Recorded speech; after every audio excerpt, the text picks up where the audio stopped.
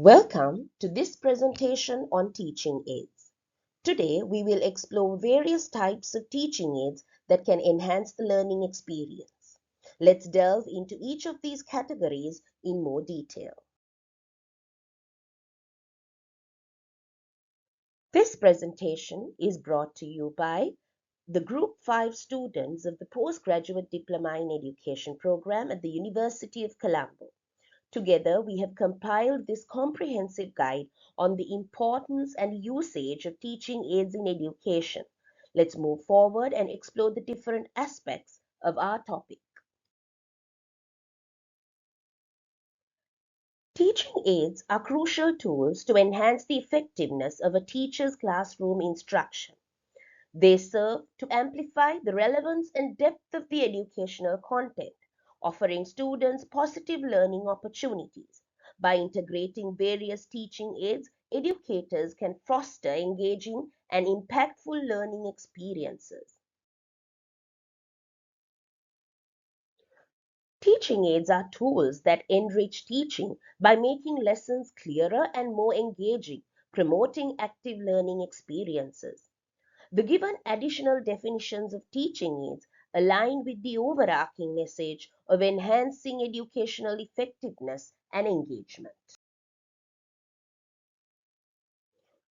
Today, in particular, we will focus on three main categories: models, live specimens, and active specimens.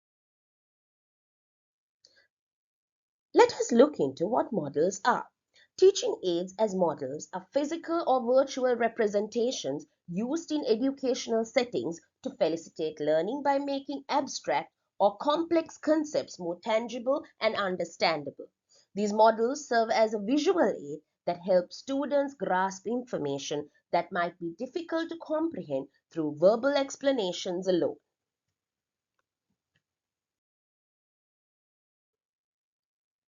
Models can be diverse, including physical, virtual, mathematical, historical, or cultural forms. Each type serves to enhance understanding in unique ways. Let us discuss a few types of models further. First, conceptual models. Conceptual models are qualitative models that help highlight important connections in real-world systems and processes. They are used as a first step in the development of more complex models. Secondly, teaching in interactive demonstrations.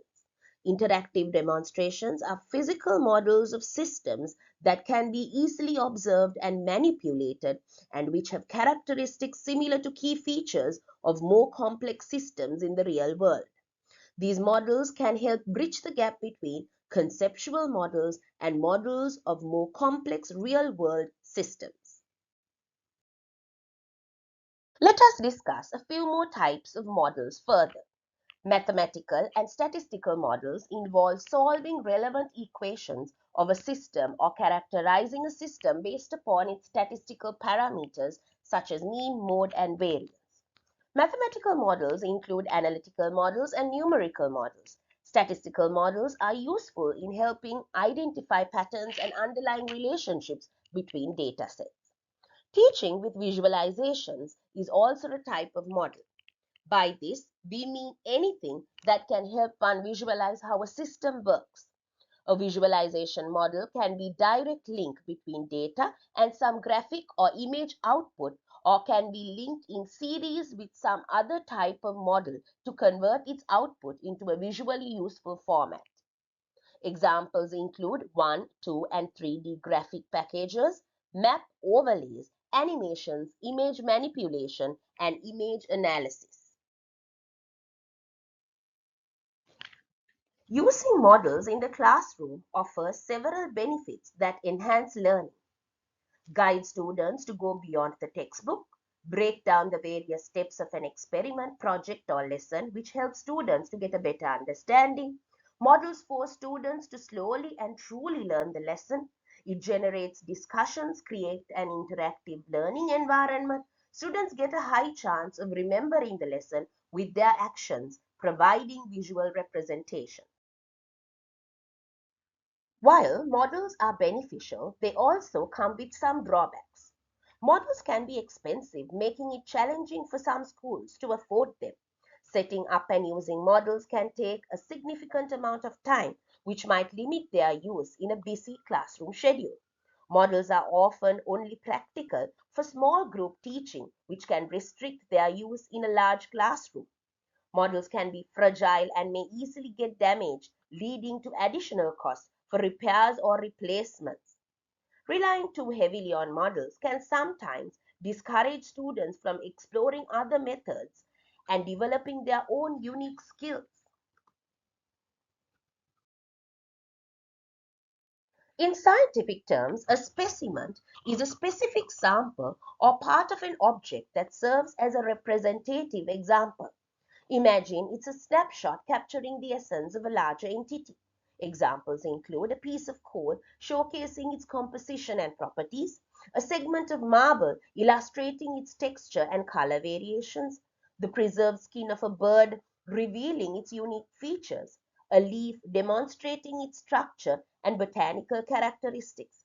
Specimens are essential for scientific study, analysis, and education, providing tangible insights into the broader objects or organisms they represent. In educational contexts, living specimens are living organisms used to enhance learning. These organisms allow students to observe biological processes directly, providing hands-on experience that deepens their understanding of life sciences. Living specimens possess distinct characteristics essential for educational settings. They are alive and active. These organisms are living entities that require specific environmental conditions such as proper nutrition, hydration, and suitable habitats to thrive. They are dynamic observations. They enable to direct study behaviors, growth patterns, and psychological processes in real time, providing invaluable insights into biological phenomena. They come with ethical considerations. Their use prompts ethical considerations regarding the treatment and welfare of organisms. They need complex care. Maintaining live specimens involve ongoing care and management, which can be intricate and resource intensive, ensuring optimal conditions for their health and well-being. When looking into examples of living specimens, plants are living specimens.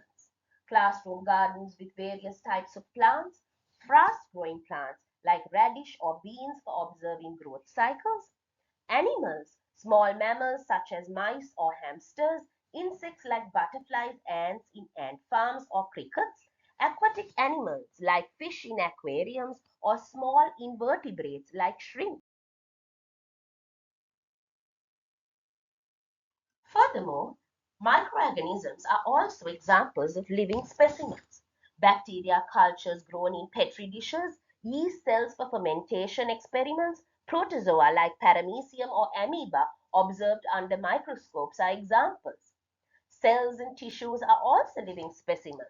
Live cell cultures for studying cell division and behavior, onion root tips or other plant tissues used for observing mitosis is also an example.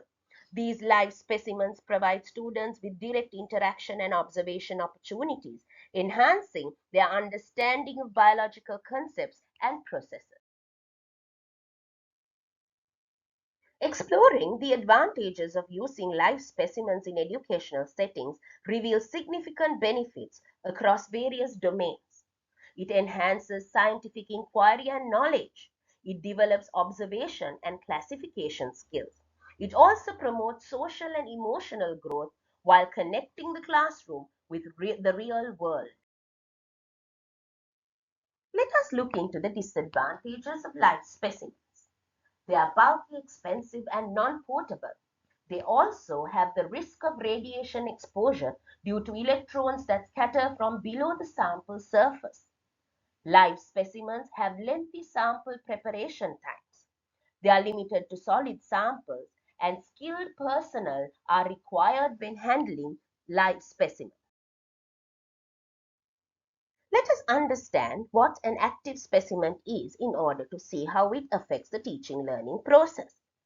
Active specimens typically refer to preserved biological materials that are no longer alive but have been treated or processed to return their original structure and appearance.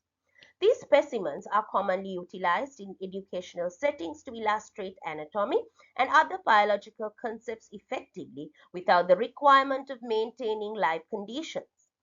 Using active specimens allows educators and students to explore biological details and functions in controlled environments, facilitating in-depth study and practical learning experiences. Examples of active specimens are dissected organs or whole animals preserved in jars, mounted skeletons or taxidermy specimens, anatomical models derived from actual organisms. Let us look into the characteristics of active specimens. Active specimens are often chemically preserved to prevent decomposition. They can be handled and examined without the risk of harming a living organism. Active specimens do not require feeding, cleaning, or other care, making them durable over long periods. It is noteworthy to state active specimens are generally safer to use in classrooms as they do not pose risks associated with living organisms, such as bites or infections. Using live specimens as teaching aids in education offers several key advantages. Live specimens engage students more effectively than static models or images, sparking curiosity and enhancing interest in the subject matter. Interaction with them allows for hands-on learning, which improves understanding and retention of concepts. It helps students develop essential scientific skills such as observation, measurements, data recording, and even hypothesis testing.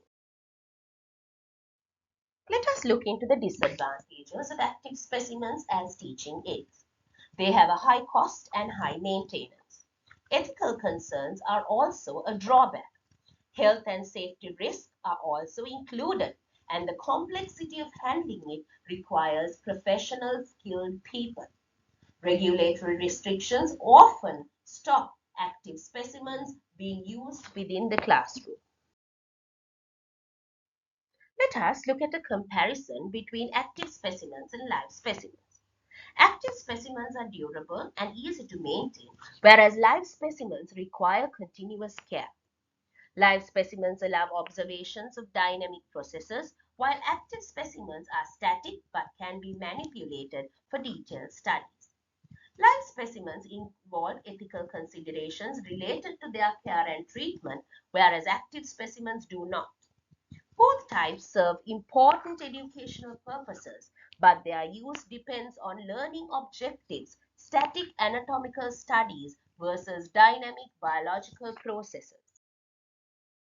Conclusion, models, live specimens, and active specimens enhance learning by providing tangible, dynamic, and interactive experiences, fostering deeper understanding and engagement with concepts.